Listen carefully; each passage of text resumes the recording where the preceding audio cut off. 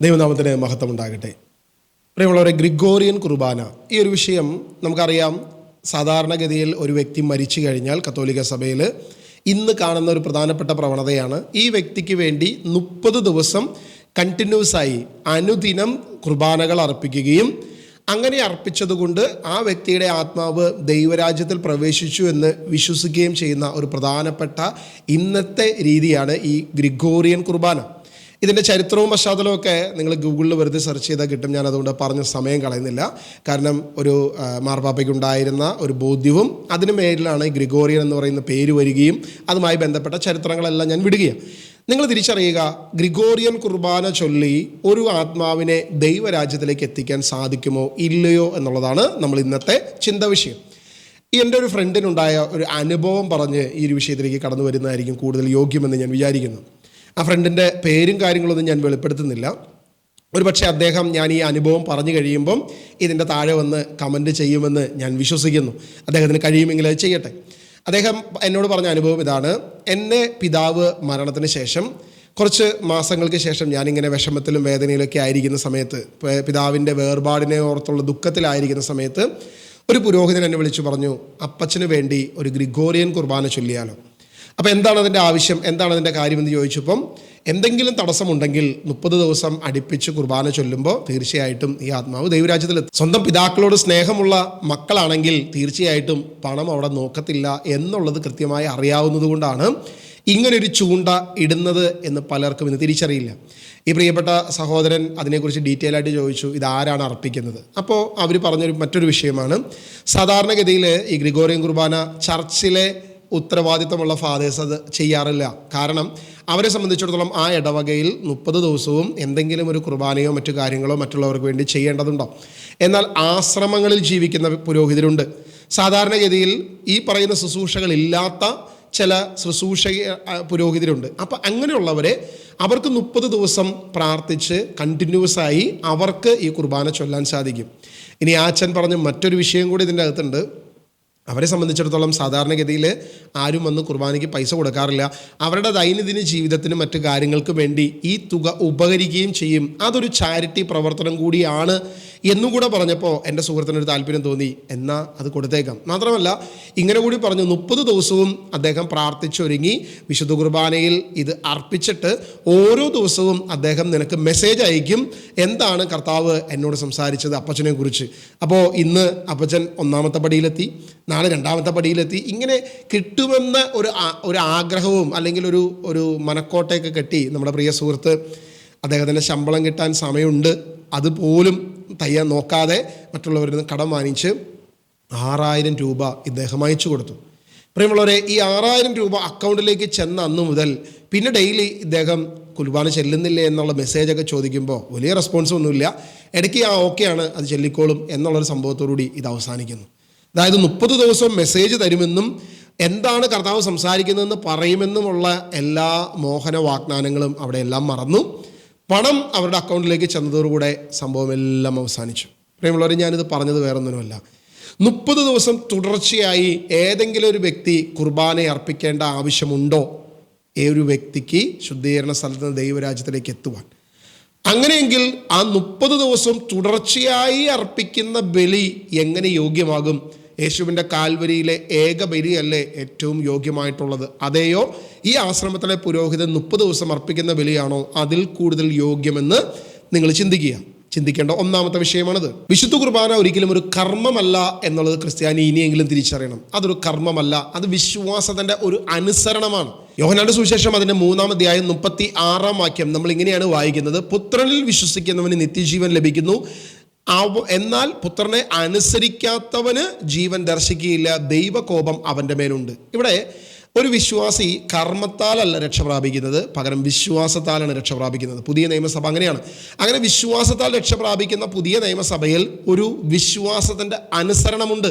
ആ അനുസരണമാണ് നിങ്ങൾ ഇത് ചെയ്യുവിൻ, നിങ്ങൾ എൻ്റെ ഓർമ്മയെ ആചരിക്കുവിൻ നിങ്ങൾ കൂടി വരുമ്പോൾ എന്ന് പറഞ്ഞ ആ യേശുവിൻ്റെ പ്രബോധനത്തെ അനുസരിക്കുകയാണ് അനുദിനം നമ്മൾ വിശുദ്ധ കുർബാന അർപ്പിക്കുന്നത്. ഇത് അപ്പസ്തോലന്മാർ ചെയ്തു. അവൻ അനുദിനം കൂടി വന്ന് അപ്പം നുറുക്കിയെന്ന് അപ്പസ്തോല പ്രവൃത്തിയിൽ നമ്മൾ വായിക്കുന്നുണ്ട്. ഇത് തന്നെയാണ് ഒരു ക്രിസ്ത്യാനി തൻ്റെ ജീവിതത്തിൽ അനുദിനം ചെയ്യുന്നത് എന്നുള്ളത് വളരെ വ്യക്തമാണ്. അപ്പോൾ ഒരു കർമ്മത്താലല്ല നമ്മൾ രക്ഷ പ്രാപിക്കുന്നത്. 30 ദിവസം കണ്ടിന്യൂസ് ആയി ചെയ്യുന്ന ഒരു കർമ്മം കൊണ്ടല്ല ഒരു വിശ്വാസി രക്ഷ പ്രാപിക്കുന്നത്. അവൻ്റെ വിശ്വാസത്താലാണ്. ആ വിശ്വാസത്തിൻ്റെ അനുസരണം മാത്രമാണ് നമ്മളുടെ അനുദിന ദിവ്യബലി എന്നുള്ളത് നമ്മൾ ഇനിയെങ്കിലും തിരിച്ചറിയണം. മരിച്ച ഒരു വിശ്വാസിക്ക് വേണ്ടി ഒരു കർമ്മം അർപ്പിക്കണമെന്ന് വിശുദ്ധ ബൈബിൾ യാതൊരു സ്ഥലത്തും പറയുന്നില്ല. ഒരൊറ്റ പ്രബോധനം പോലും അതിനുവേണ്ടി നമുക്കില്ല. അപ്പോൾ ചോദിക്കും, അപ്പോൾ മക്കബായരുടെ പുസ്തകമോ? മക്കബായരുടെ പുസ്തകത്തിൽ അങ്ങനെ ഒരു കാര്യം നമുക്ക് കാണാം എങ്കിൽ ഞാൻ നിങ്ങളോട് തിരിച്ചു ചോദിക്കുകയാണ്, അങ്ങനെയെങ്കിൽ ലേവി പുസ്തകത്തിലും പുറപ്പാട് പുസ്തകത്തിലും മൃഗങ്ങളുടെ ബലിയെക്കുറിച്ച് ദൈവവചനത്തിൽ പറയുന്നു, എന്തുകൊണ്ട് നിങ്ങളത് ചെയ്യുന്നില്ല? ഇന്ന് നിങ്ങളത് ചെയ്യേണ്ടതല്ലേ എന്ന ചോദ്യം ഞാൻ നിങ്ങളോട് തിരിച്ചു ചോദിക്കുക. കാരണം അങ്ങനെ മൃഗങ്ങളുടെ ബലികളും അത് എങ്ങനെ അർപ്പിക്കണം, ആ ദഹനബലി, ആ പാപപരിഹാര ബലി, അനുദിന ബലികൾ എന്നൊക്കെ ലേവ്യ പുസ്തകത്തിൽ കൃത്യമായി പറഞ്ഞിരിക്കുന്ന ആ ബലികൾ എന്തുകൊണ്ട് നിങ്ങൾ അർപ്പിക്കുന്നില്ല എന്ന ചോദ്യത്തിന് നിങ്ങൾ തരുന്ന ഉത്തരം അത് പഴയ നിയമ ബലിയാണ് എന്നുള്ളതാണെങ്കിൽ മക്കബായരുടെ പുസ്തകവും പഴയ നിയമത്തിൽ ഉൾപ്പെടുന്നതാണ് എന്നുള്ളതാണ് എൻ്റെ മറുപടി. ഇനി പുതിയ നിയമത്തിലൂടെയാണ് നമ്മൾ പഴയ നിയമത്തെ മനസ്സിലാക്കേണ്ടത്. കാരണം യേശു വ്യക്തമായി അപ്പസ്തോലനായ പൗലോസിലൂടെ നമ്മളോട് പറയുന്നൊരു കാര്യമുണ്ട്. പഴയ നിയമം വായിക്കുമ്പോഴെല്ലാം ഒരു മൂടുപടമുണ്ട്. ക്രിസ്തുവിലൂടെ ആ മൂടുപടം മാറ്റപ്പെടുത്തുള്ളൂ. പുതിയ നിയമത്തിൻ്റെ പ്രബോധനം നമ്മൾ മനസ്സിലാക്കുമ്പോഴാണ് മക്കബായരുടെ പുസ്തകത്തിൽ പറഞ്ഞിരിക്കുന്ന കാര്യത്തെക്കുറിച്ച് നമുക്ക് വ്യക്തമായ ബോധ്യം വരത്തുള്ളൂ. അല്ലാതെ അതിലേക്ക് നമുക്ക് മനസ്സിലാക്കാൻ സാധിക്കത്തില്ല. അല്ലെങ്കിൽ ആ മൂടുപടമിട്ട് വായിക്കുന്ന യഹൂദനെ പോലെ ആയിരിക്കും നമ്മൾ ആ വചനത്തെ അറിയുകയും മനസ്സിലാക്കുകയും വ്യാഖ്യാനിക്കുകയും ചെയ്യുന്നത്. ആ ഒരു അബദ്ധമാണ് ഇന്നും മക്കബായരുടെ പുസ്തകത്തെ എടുത്തു വെച്ചുകൊണ്ട് ഇതാ മരിച്ചവർക്ക് വേണ്ടി പ്രാർത്ഥിക്കാൻ പറഞ്ഞു എന്ന് പറഞ്ഞിരിക്കുന്നത്. പുതിയ നിയമത്തിൽ വ്യക്തമായി ഒരൊറ്റ വചനത്തിൽ പോലും മരിച്ച വ്യക്തിക്ക് വേണ്ടി പ്രാർത്ഥിക്കണമെന്നോ പരിഹാര പ്രവൃത്തി ചെയ്യണമെന്നോ കർമ്മം ചെയ്യണമെന്നോ ഒരു വചനം കൊണ്ട് പോലും നമുക്ക് തെളിയിക്കാൻ സാധിക്കത്തില്ല.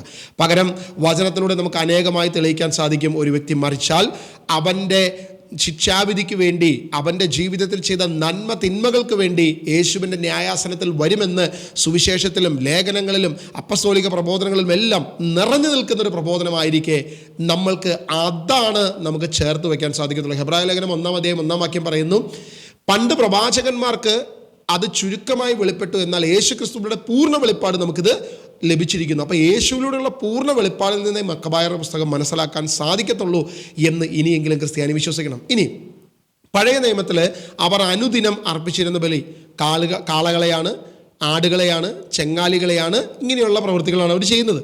അതാകട്ടെ ആ കർമ്മം കൊണ്ട് രക്ഷ പ്രാപിക്കുമെന്നോ അനുഗ്രഹം പ്രാപിക്കുമെന്നോ എന്നല്ല പഴയ നിയമത്തിൻ്റെ പ്രബോധനം പോലും. പകരം ഊനമറ്റ ഒരു കാളയെയോ ആടിനെയോ നീ ബലിയർപ്പിക്കുമ്പോൾ നിന്റെ പാപത്തെക്കുറിച്ച് നിനക്ക് ബോധ്യം വേണം, നിന്റെ ഹൃദയത്തിൽ ഒരു പരിച്ഛേദനം വേണം, നിന്റെ ഹൃദയത്തിൽ കുത്തുകൊള്ളണം നീ പാപിയാണെന്ന്. അങ്ങനെ പാപിയാണെന്ന ബോധ്യം അവൻ്റെ ഹൃദയത്തിൽ വരുമ്പോൾ ആ ബോധ്യം കൊണ്ട് അവൻ ചെയ്യുന്ന അനുസരണത്തിൻ്റെ പ്രവൃത്തി മാത്രമാണ് ആടുകളെയോ കാളകളെയോ ചെങ്ങാലികളെയോ കൊണ്ടുവന്ന് ബലിയർപ്പിക്കുന്നത്. ആദ്യം അവന് സംഭവിക്കേണ്ടത് അവൻ്റെ ഹൃദയത്തിലെ പരിച്ഛേദനമാണ് എന്ന് പഴയ നിയമം പോലും പ്രബോധനം നൽകുന്നു. കാരണം യെശയ്യാ പ്രവചനം പറയുന്നു, നിങ്ങളുടെ ബലികൾ എനിക്കെന്തിനാണ്, നിങ്ങളുടെ ആടുകൾ എനിക്കെന്തിനാ, നിങ്ങളുടെ കാളകൾ എനിക്കെന്തിനാ, അതുകൊണ്ട് ഞാനിവിടെ സുഖിച്ചിരിക്കുകയാണോ, കാളകളുടെ കരിഞ്ഞ മണം കേൾക്കുമ്പോൾ ഞാൻ സന്തോഷിക്കുകയാണോ? അല്ല, നിങ്ങളുടെ ബലി എനിക്ക് അലോസരമാണ്, ഞാനത് ആഗ്രഹിക്കുന്നില്ല. ഹൃദയമാണ് നുറങ്ങേണ്ടത്, ഹൃദയമാണ് പരിവർത്തനം നടക്കേണ്ടത് എന്ന് വ്യക്തമായി യെശയ്യാ പ്രവാചനത്തിലൂടെ വ്യക്തമായി വെളിപ്പെടുത്തിയിരിക്കുക. അപ്പം പഴയ നിയമത്തിൻ്റെ പ്രബോധനം പോലും അത് തന്നെയാണ്. നമ്മൾ തിരിച്ചറിയുക, പുതിയ നിയമത്തിൽ യേശു ആഗ്രഹിക്കുന്ന നിങ്ങളുടെ ഹൃദയത്തിൻ്റെ പരിച്ഛേദനമാണ്. അതാകട്ടെ ജീവിച്ചിരിക്കുമ്പോൾ സംഭവിക്കേണ്ടതാണ്. മരിച്ചൊരു വ്യക്തിക്ക് ഹൃദയത്തിൻ്റെ പരിച്ഛേദനം സംഭവിക്കത്തില്ല. മരിച്ചൊരു വ്യക്തിയുടെ ശുദ്ധീകരണത്തിലെ ആത്മാവിനല്ല ഈ പറയുന്ന ശുദ്ധീകരണം നടക്കേണ്ടത്, അല്ലെങ്കിൽ ഈ പറയുന്ന ഒരു ഹൃദയത്തിൻ്റെ വിശുദ്ധീകരണം പരിവർത്തനം നടക്കേണ്ടത് ജീവിച്ചിരിക്കുമ്പോഴാണ് പരിവർത്തനം നടത്തേണ്ടത് എന്ന് ദൈവവചനം നമ്മളെ പഠിപ്പിക്കുന്നു. ദൈവവചനം പറയുന്നത് നുറുങ്ങിയ ഹൃദയമാണ് ഏറ്റവും സ്വീകാര്യമായ ദൈവത്തിന് സമർപ്പിക്കേണ്ട ബലി, അല്ലാതെ കാളകളെയല്ല, ആടുകളെയല്ല, ഈ കാളക്കൊറ്റന്മാരെയല്ല. ആമോസിന്റെ പുസ്തകം അതിന് 5-ാം അധ്യായം 21 മുതൽ വാക്യങ്ങൾ നമ്മളോട് പറയുന്നു, നിങ്ങളുടെ ഉത്സവങ്ങളോട് എനിക്ക് വെറുപ്പാണ്, അവജ്ഞയാണ്, നിങ്ങളുടെ മഹാസമ്മേളനങ്ങൾ എനിക്ക് പ്രസാദകരമല്ല. നിങ്ങളുടെ ദഹനബലികളും ധാന്യബലികളും അർപ്പിച്ചാലും ഞാൻ സ്വീകരിക്കുകയില്ല. സമാധാന ബലിയായി നിങ്ങൾ അർപ്പിക്കുന്ന കൊഴുത്ത മൃഗങ്ങളെ ഞാൻ നോക്കുക പോലുമില്ല. ഇതൊക്കെ വചനം പറഞ്ഞിട്ട് അനുതാപമാണ് നിങ്ങൾ ആഗ്രഹിക്കേണ്ടത്, അനുതാപമാണ് ഞാൻ ആഗ്രഹിക്കുന്നത് എന്ന് ദൈവം നമ്മളോട് പറഞ്ഞിരിക്കുക.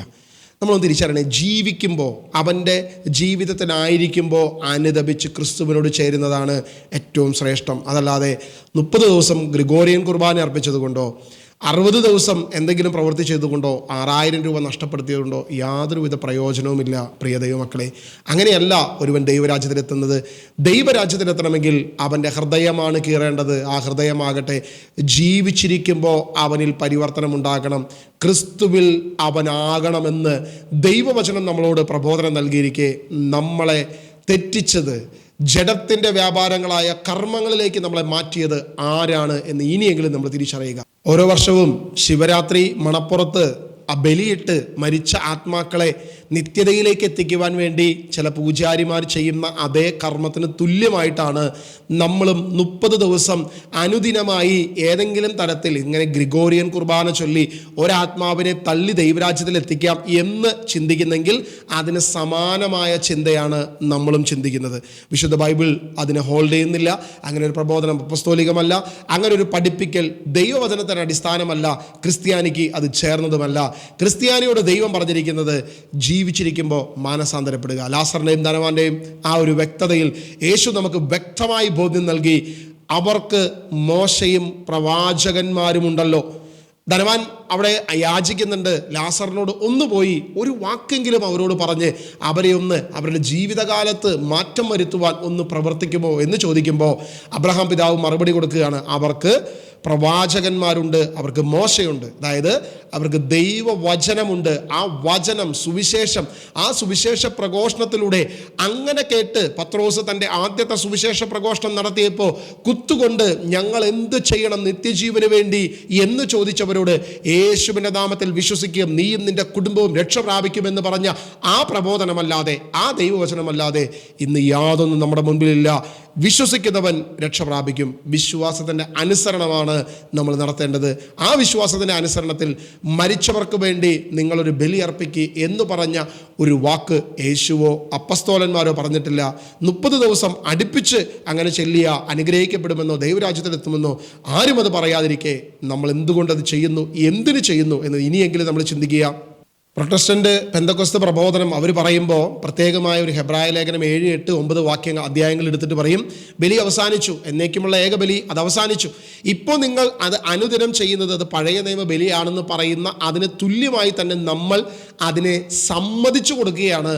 30 ദിവസവും ഈ ബലി അർപ്പിച്ച് ഇങ്ങനെ ആത്മാവിനെ രക്ഷപ്പെടുത്താമെന്ന് നമ്മൾ പറയുമ്പോൾ യഥാർത്ഥത്തിൽ നമ്മളത് സമ്മതിച്ചു കൊടുക്കുക, അതെ നിങ്ങൾ പറയുന്നത് ശരി തന്നെയാണ് എന്ന്.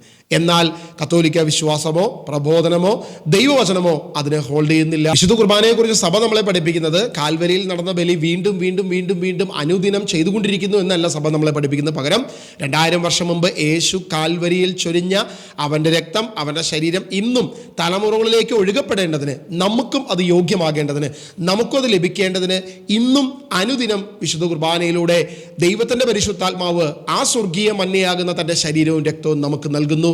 അത് കൃപയാലാണ്, വിശ്വാസത്താലാണെന്നാണ് സഭ നമ്മളെ പഠിപ്പിക്കുന്നത്.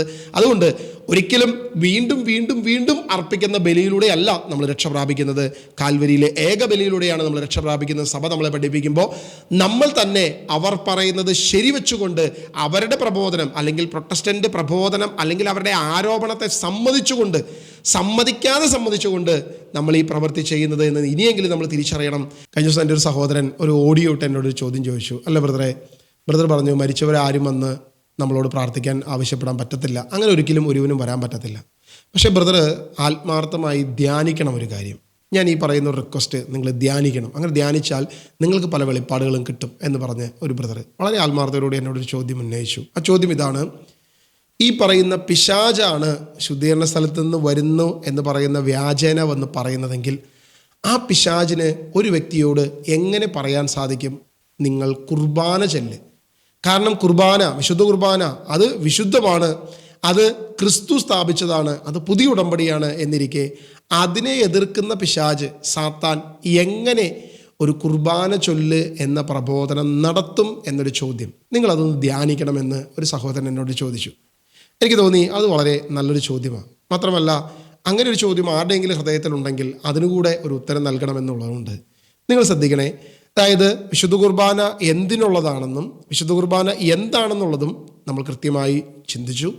അങ്ങനെ ചിന്തിക്കുമ്പോൾ മാത്രമാണ് സാത്താൻ വന്ന് വിശുദ്ധ കുർബാന ചെല്ല് എന്ന് പറയുമോ എന്നൊരു തെറ്റിദ്ധാരണ നമുക്കുണ്ടാകത്തുള്ളൂ. മന്ത്രവാദത്തിനോ ആഭിചാര കർമ്മങ്ങൾക്കോ വേണ്ടി അന്യ ആരാധനകളെ സമീപിക്കുന്ന മിക്ക വ്യക്തികളും അവരുടെ അനുഭവങ്ങൾ പങ്കുവച്ചപ്പോൾ അവർ പറയുന്നൊരു പ്രധാനപ്പെട്ട വിഷയം, അതായത് ഒരു ക്രിസ്ത്യാനിയാണ് ഒരു ആഭിചാരത്തിനോ ഒരു അന്യ ആരാധനയ്ക്കോ ഒരു മന്ത്രവാദത്തിനോ ചെല്ലുന്നതെങ്കിൽ അവർ പരിഹാര പ്രവൃത്തിയായി ചില ചർച്ചുകളിൽ തന്നെ പോകാൻ പറയും, ചില പള്ളികളിൽ പോവുക, കത്തോലിക്ക പള്ളികളിൽ, ക്രിസ്തീയ പള്ളികളിൽ തന്നെ പോകാൻ അവർ പ്രബോധനം നടത്തും.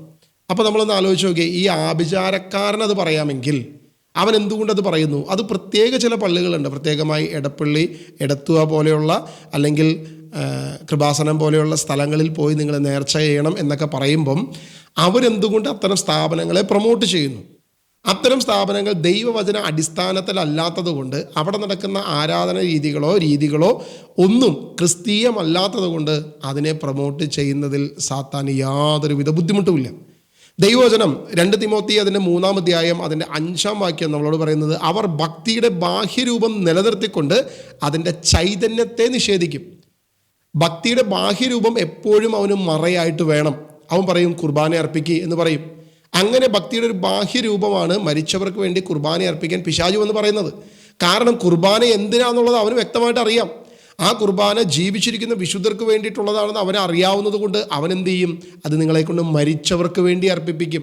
അത് അയോഗ്യമായി മാറും, അത് പാപമായി തിന്മയായി വരാൻ വേണ്ടി തന്നെ അതിൻ്റെ ബാഹ്യരൂപം നിലനിർത്തുകയും യഥാർത്ഥ ചൈതന്യത്തെ നിഷേധിക്കുകയും ചെയ്യുക. യേശുവിൻ്റെ കാൽവരി ക്രൂശിലെ വിജയത്തെ പിശാച് നിഷേധിക്കാൻ വേണ്ടിയിട്ടാണ് ഇത്തരം പ്രബോധനങ്ങൾ നടത്തുന്നത് എന്നുള്ളത് ഇനിയെങ്കിലും നമ്മൾ തിരിച്ചറിയണം. ഇത് തിരിച്ചറിയുവാനുള്ളൊരു കൃപ നമുക്ക് നൽകട്ടെ. ഇന്ന് ഈ വചനം കേൾക്കുമ്പോൾ, ഈ സുവിശേഷം അറിയുമ്പോൾ വിശ്വസിച്ച് യേശുവിനെ സ്വീകരിക്കുക, ആത്മാവിലും സത്യത്തിലും ദൈവത്തെ ആരാധിക്കുക, വിശുദ്ധ കുർബാനയിൽ യേശുവിൻ്റെ ശരീരരക്തങ്ങളെ സ്വീകരിക്കുക. നിത്യജീവൻ നമ്മൾ പ്രാപിക്കുവാൻ ദൈവം ഒരുക്കിയ ഒരു ദൈവിക വിരുന്നാണെന്ന് നമ്മൾ തിരിച്ചറിയുകയും അതിലേക്ക് നമ്മുടെ ഹൃദയത്തെ പൂർണ്ണമായി ചേർക്കുകയും ചെയ്തുകൊണ്ട് വിശുദ്ധിയിൽ ജീവിക്കുവാൻ ദൈവം നമ്മെ അനുഗ്രഹിക്കട്ടെ, ദൈവം നമ്മെ ഒരുക്കട്ടെ എന്ന് പ്രാർത്ഥിക്കുന്നു. God bless you all.